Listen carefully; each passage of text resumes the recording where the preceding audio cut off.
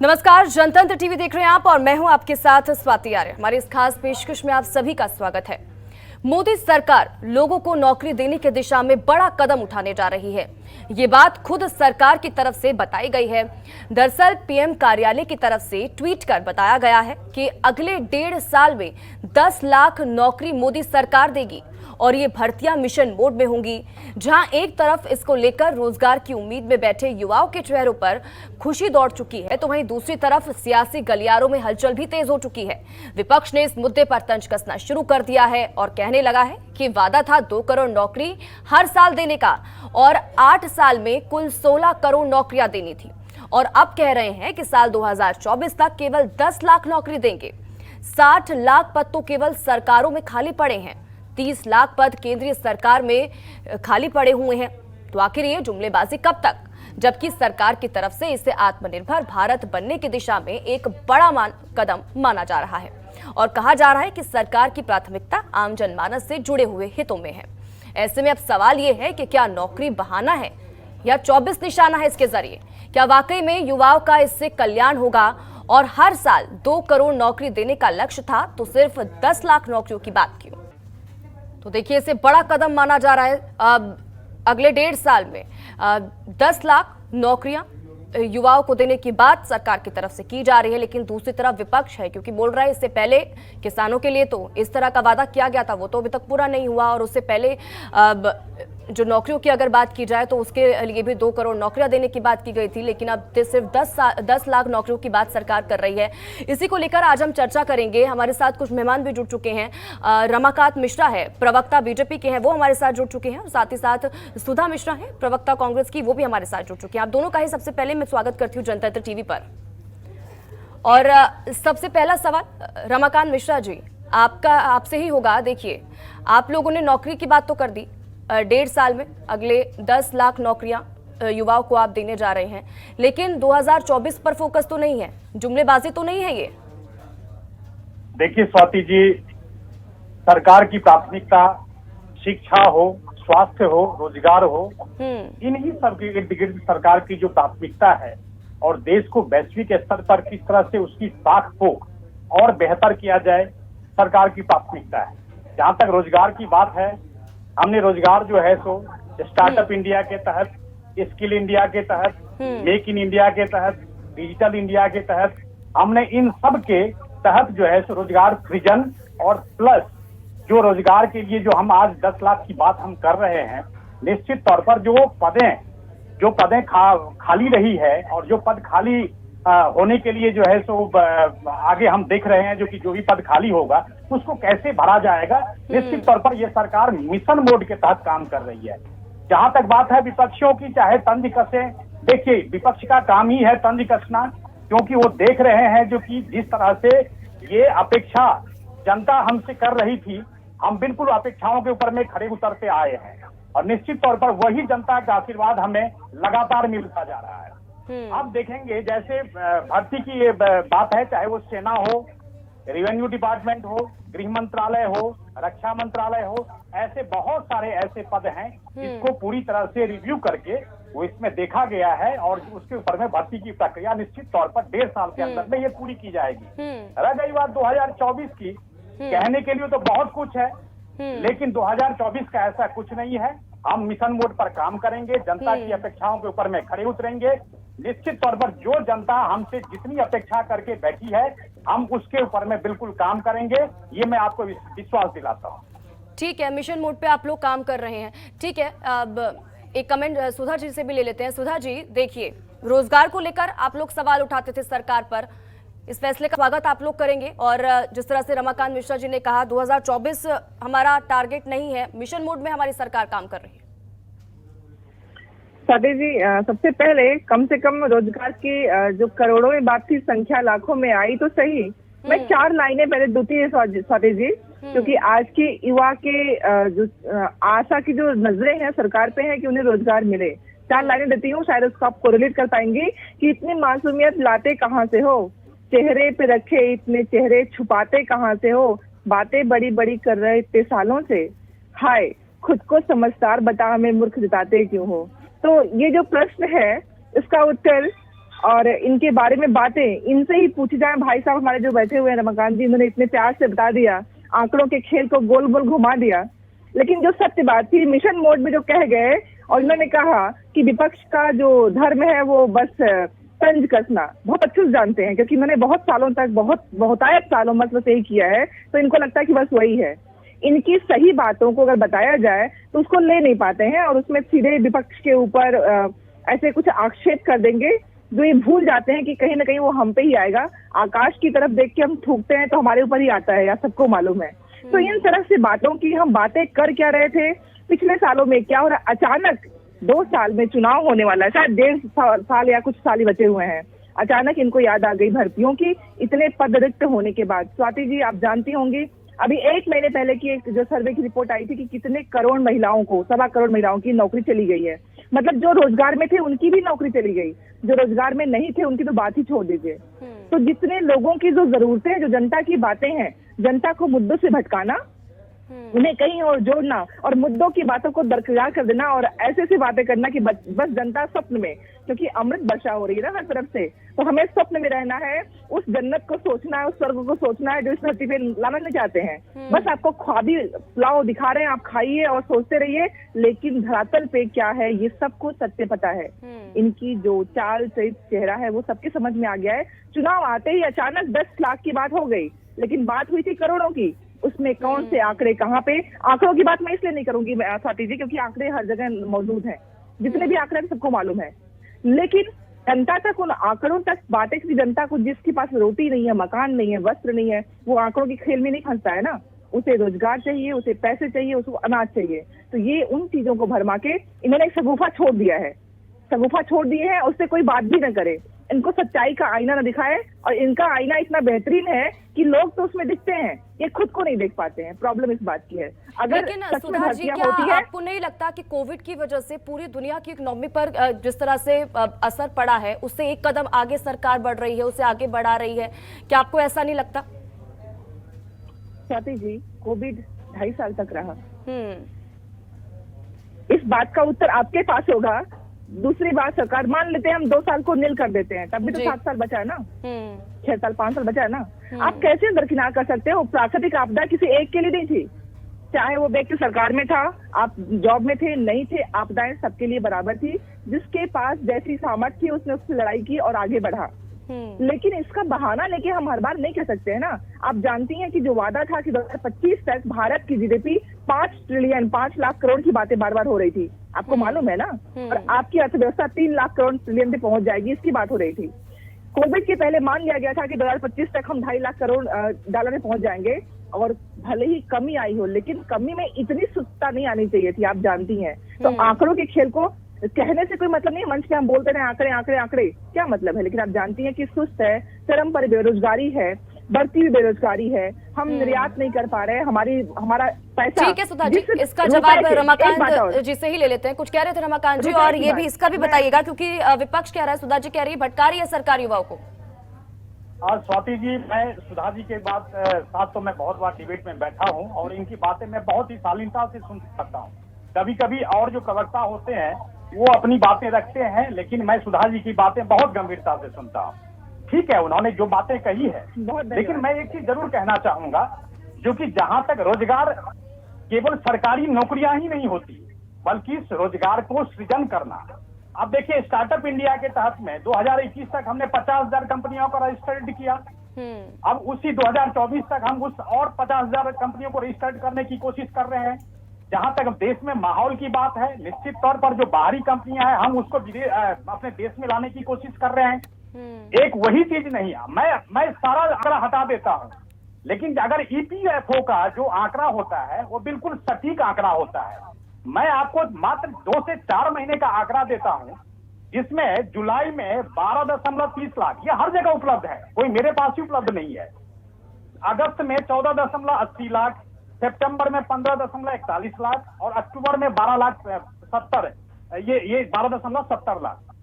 मैं कह रहा हूं ये सारी चीजें उपलब्ध है, और मैं कह रहा हूं जो कि जिस तरह से ईपीएफओ के अंदर में ये ऐसे एम्प्लॉई, ऐसे कर्मचारी जो रजिस्टर्ड हैं, अपने कंट्रीब्यूशन दे रहे हैं, अपना अंशदान दे रहे हैं, और सरकार भी अपनी तरफ से इंतजाम जो दे रही है, ये बिल्कुल ऐसे आंकड़े हैं जो मुझे नहीं कहना पड़ेगा इसके बारे में, बिल्कुल आईने की तरह साफ है।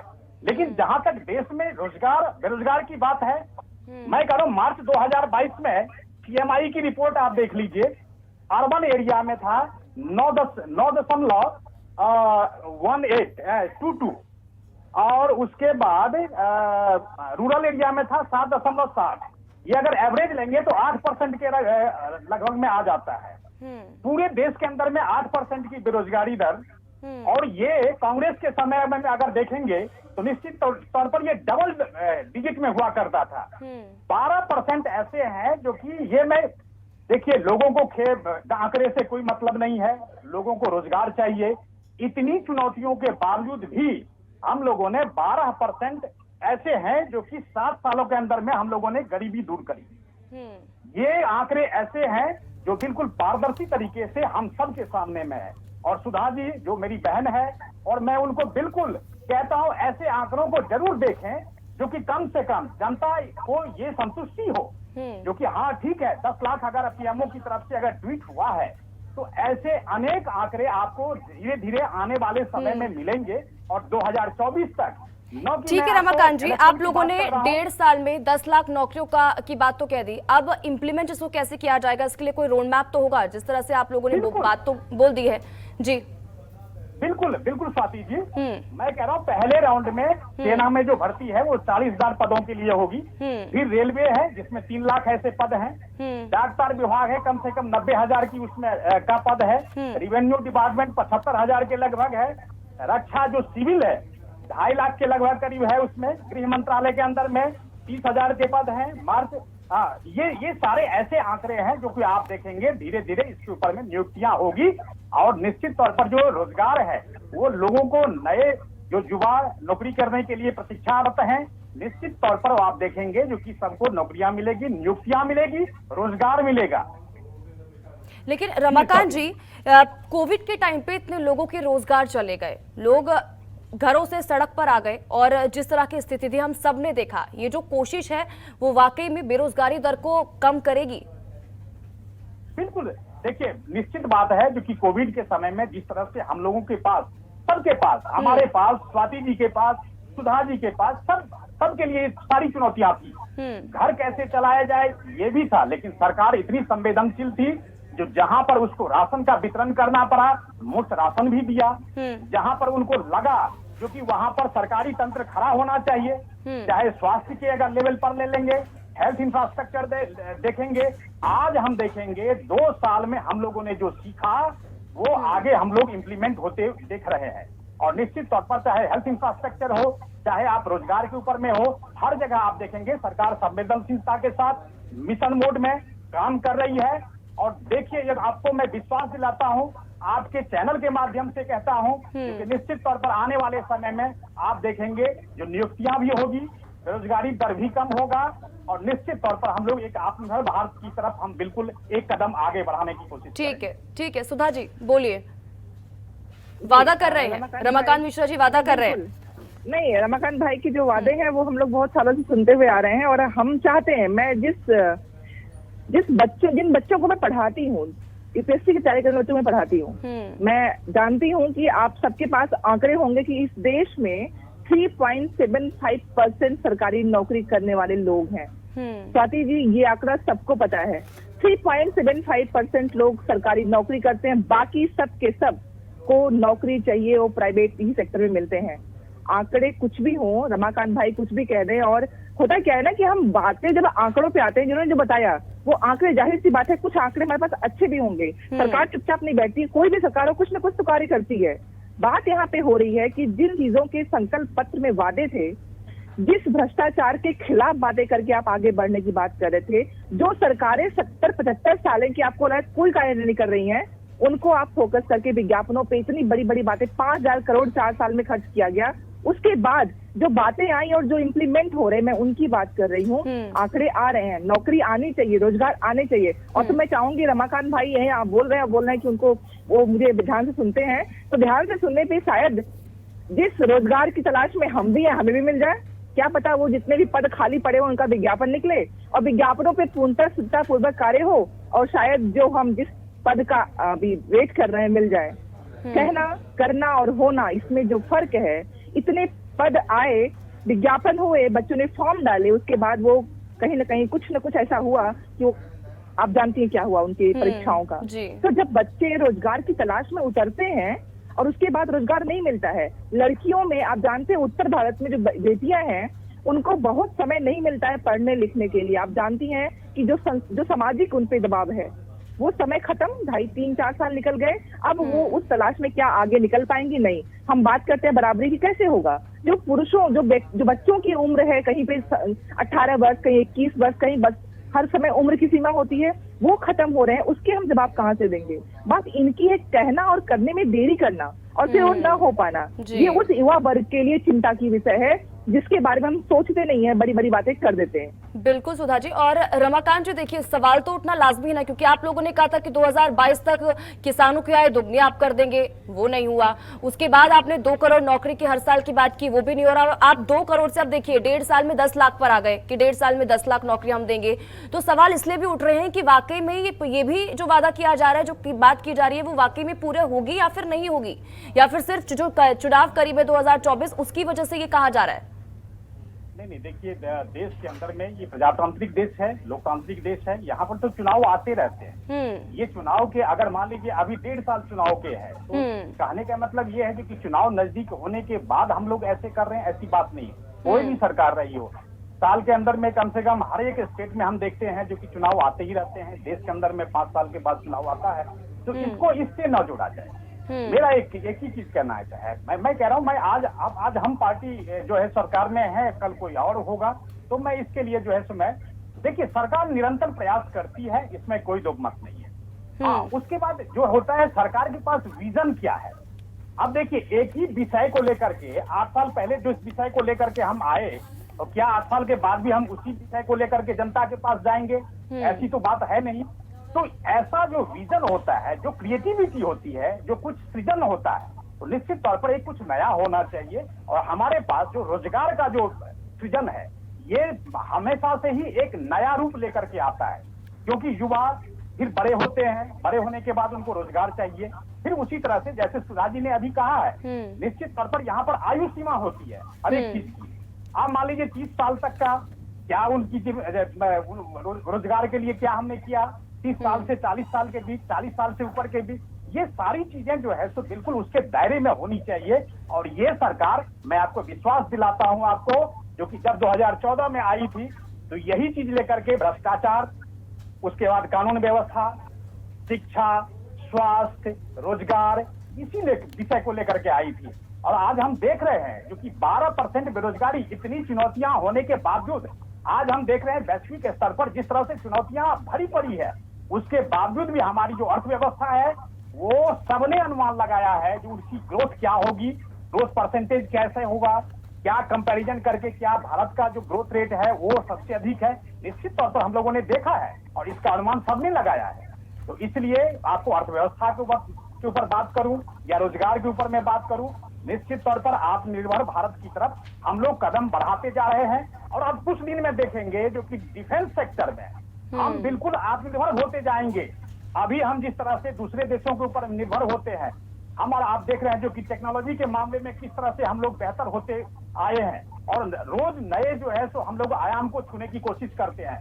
आज हम ड्रोन की बात कर रहे हैं, आज हम जो है सो खुद हर एक इक्विपमेंट को बनाने की बात कर रहे हैं, मैन्युफैक्चरिंग करने की बात कर रहे हैं। तो देश के अंदर में जो माहौल होता है वो भी माहौल बनाना सरकार का काम है और वो माहौल हम बनाने की पूरी कोशिश किया है हमने।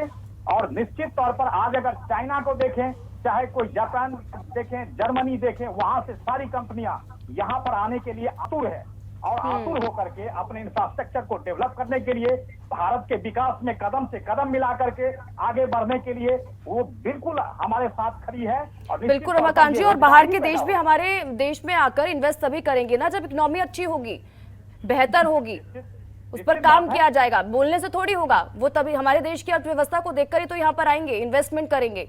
सुधा जी बोलिए। स्वाति जी, बस मैं एक बात बोलना चाहूंगी रमाकांत भाई से।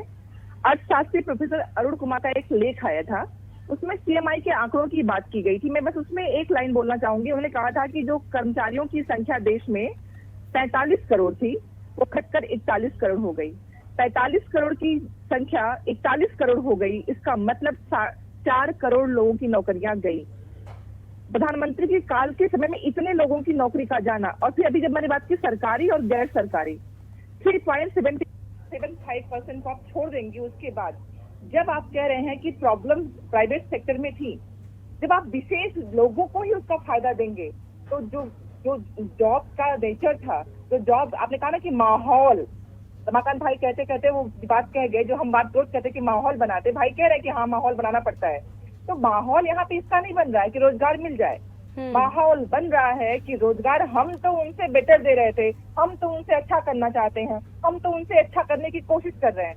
ये बातें किसी बात की व्याख्या में नहीं हो रही हैं, तथ्य के साथ होनी चाहिए। आप कोई किताबें नहीं पढ़ा रहे हो कि कवि ने क्या कहा उसको हम कल्पित रूप में बता देंगे व्याख्यायित करके। यहाँ पे तथ्य रूप में जब कोई सरकार अपने कार्यकाल में कोई चीज न कर पाई तो क्यों नहीं कर पाई थी, आप आए, आप क्यों नहीं कर पा रहे हैं, और ऐसा कौन सा कारण है जिसकी वजह से जो जिस रोजगार की आपने बात की थी इतनी बढ़ चढ़ के रोजगार आएगा, बाकी सारे फॉर्म भले ही ना आए हों, लेकिन यूपीएससी वाली संस्था ऐसी हमारी है तो वहाँ के फॉर्म आते रहे, एग्जाम होता रहा, लोग प्रश्न होते रहे, तो बाकी संस्थाओं के साथ, बाकी चीजों के साथ वो चीज क्यों नहीं हो पाया। 13 में भर्तियां नहीं, बच्चे बड़े हो गए, भर्तियां नहीं हुई, अब कह रहे हो कि 4 साल के लिए भर्तियां होंगी। क्यों 4 साल के लिए भर्तियां होंगी? वो भर्तियां परमानेंट क्यों नहीं होंगी? 15 से 20 साल तक के लिए बच्चों को समय मिलता है, वो क्यों नहीं होंगी?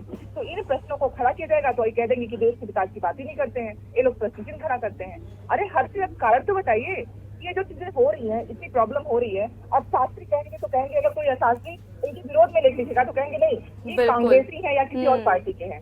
अगर कोई अर्थशास्त्री इनके फेवर में लिख दे तो वो इनके लिए बहुत अच्छा व्यक्ति हो जाता है, तो वो भाजपा या फिर सरकार का हो जाता है।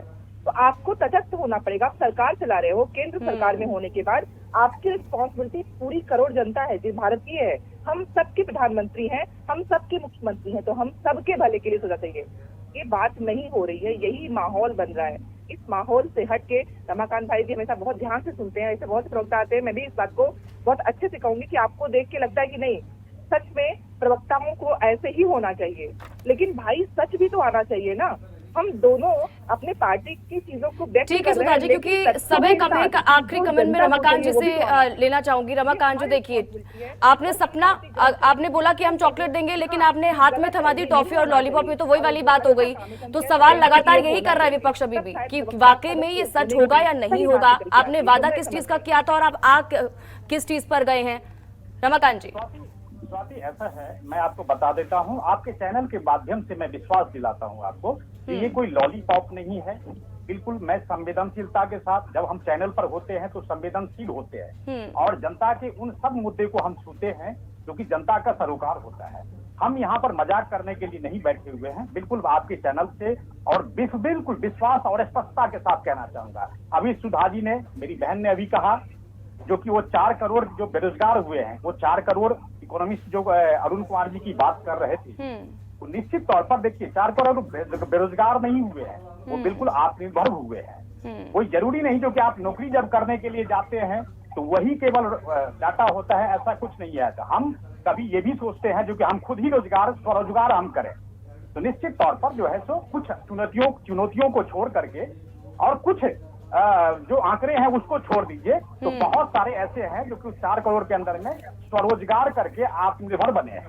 तो ये सारे डाटे जो है तो हमें नहीं, हमें जनता के उन सब मुद्दे को छूना चाहिए, उन सब योजनाओं को उनको देना चाहिए, लाभ देना चाहिए जिस वादे और उसके लिए अपेक्षाओं के लिए हम यहाँ पर बैठे हुए हैं। निश्चित है सारी जिम्मेदारियां हम सबकी है, केंद्र सरकार में हम बैठे हुए हैं तो जिम्मेदारियां हमारी बढ़ जाती है, लेकिन एक विपक्षी होने के नाते भी सुधा जी का उतना ही जिम्मेदारी हो जाता है जितना कि एक केंद्र सरकार में बैठ करके पक्ष में बैठ। चलिए ठीक है रमाकांत जी, समय कम है इसलिए मुझे इस चर्चा पर रोकना पड़ेगा। रमाकांत जी बहुत बहुत शुक्रिया हमारे साथ जुड़ने के लिए, सुधा जी आपका भी बहुत बहुत शुक्रिया हमारे साथ जुड़ने के लिए और तमाम बातचीत के लिए। तो देखिए 1.5 साल में 10 लाख नौकरी, विपक्ष लगातार ये सवाल कर रहे हैं कि वाकई में ये कोई जुमलेबाजी तो नहीं है, क्योंकि 24 करीब है और क्या इस वजह से ये वादा किया जा रहा है और वादा किया भी जा रहा है तो क्या वाकई में पूरा होगा? क्योंकि 1 साल में 2 करोड़ की बात की गई थी, 2 करोड़ नौकरी देने की, लेकिन उससे अब आ गई है सरकार 10 लाख नौकरियों पे। क्या वाकई में जो बेरोजगारी दर लगातार बढ़ रही है उसको ठीक हो पाएगी इस वादे से, या वाकई में नहीं हो पाएगी?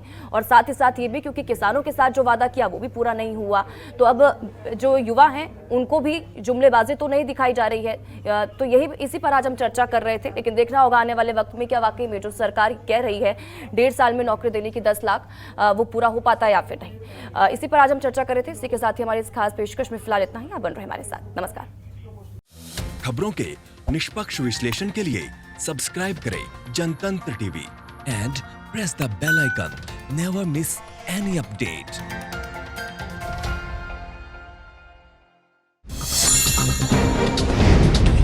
डाउनलोड कीजिए जनतंत्र टीवी ऐप को, जो कि अवेलेबल है गूगल प्ले और ऐप स्टोर पर।